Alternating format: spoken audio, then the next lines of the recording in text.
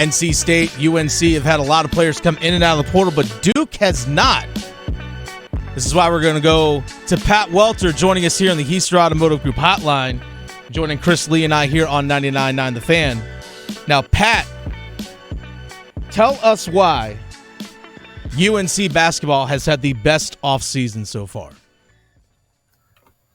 Hubert Davis steadied the ship, which wins him the award right there. I mean, sure, Duke is bringing all these guys back. They have this amazing recruiting class. But think about where UNC was when the season ended. The sky was falling. This was one of the biggest stories in the nation of this team going to the national championship, missing the NC tournament the next year. They lose 6 guys transferring out, including Caleb Love.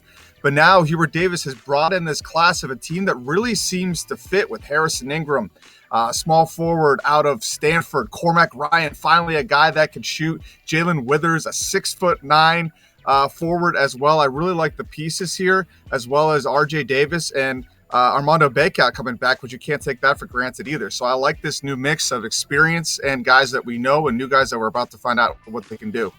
All right, that's UNC's case. Before I get to Duke, Chris, I want to hear your case why NC State has had the best offseason. Yeah, NC State has had the best offseason far and away. Like, it's not even close when you compare it to North Carolina and Duke. And because here's why.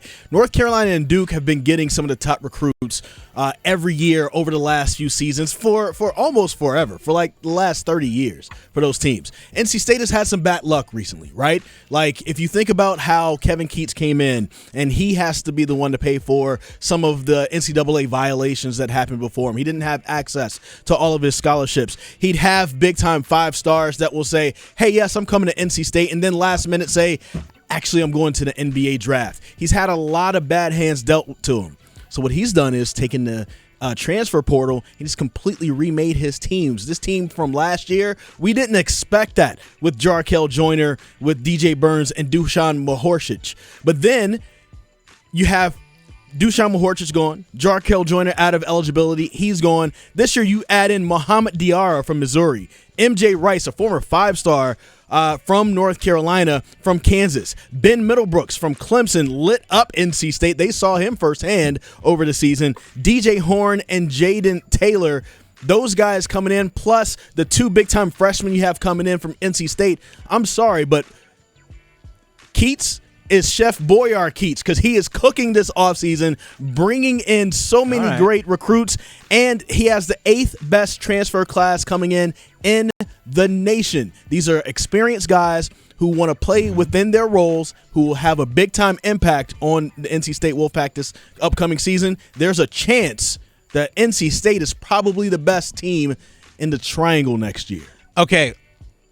Great arguments by the both of you, but I'm going to tell you why you're both wrong right now. Oh, okay? It's because Duke has had the best offseason. So, Pat Welter, to your point about Hubert Davis righting the ship, well, what's been the most steady ship of the teams in the triangle? It's been Duke this whole time. Guess amongst all big-time college basketball programs in the country, only 2 have not had players go into the transfer portal, UCLA and Duke. Talk about a model of consistency. That's exactly what Jon Scheyer has going on right now over in Durham.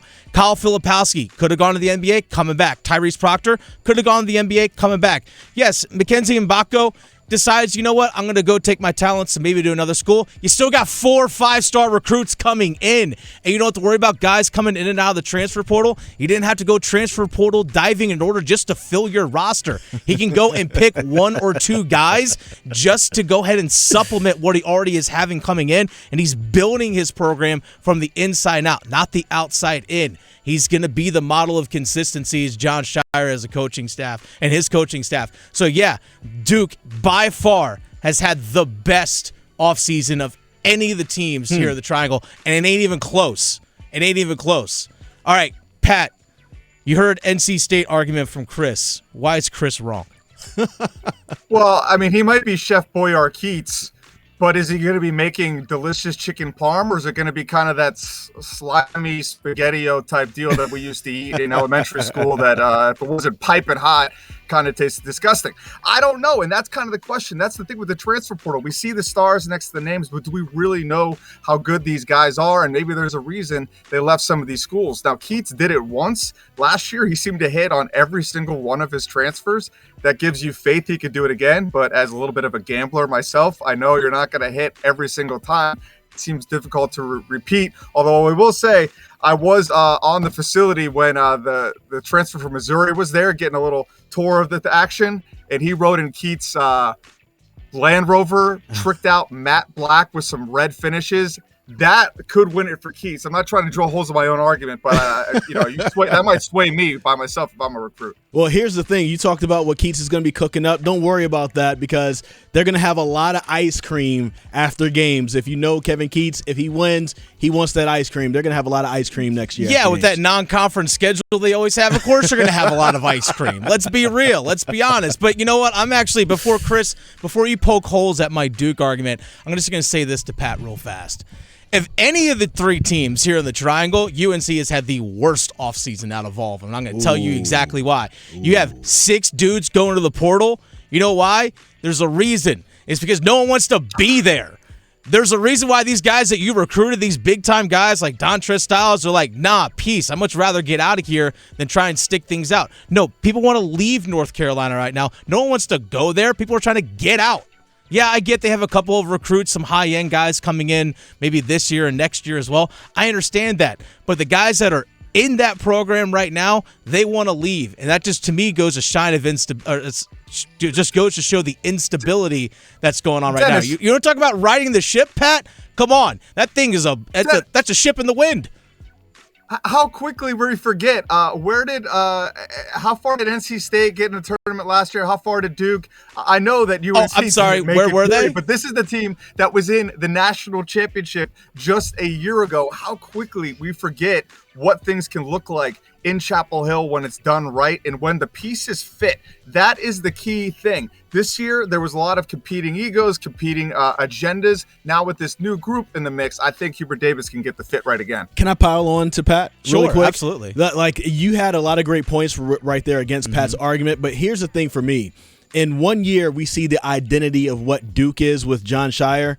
2 years under Hubert Davis, I don't know what the identity is. I don't know what they're supposed to be. I don't know how Cormac Ryan and the kid from Brown and all the other Jalen Wood, I don't know what they're supposed to be for North Carolina next year because I'm just not sure what he wants his team to be. This is going to be his 3rd season. We're going to see what happens. But, man, I'm just not sure. That will be one of the reasons why. And a lot of the names just aren't splashy enough for me. Like, I'm hearing these guys like, okay, Cormac Ryan, okay, cool. He was one of the better players on Notre Dame's team, right? What did Notre Dame do this past year? Not much. They got their coach fired. Oh, he said he was leaving. I'm sorry. He said he's stepping away. But he said he's stepping away. But then away. later on, he said, actually, I'm going to be back in coaching. He got fired. Well, let me say this quickly about Duke. If you guys remember, we saw what went wrong with UNC this year. It's kind of when the band has too much success.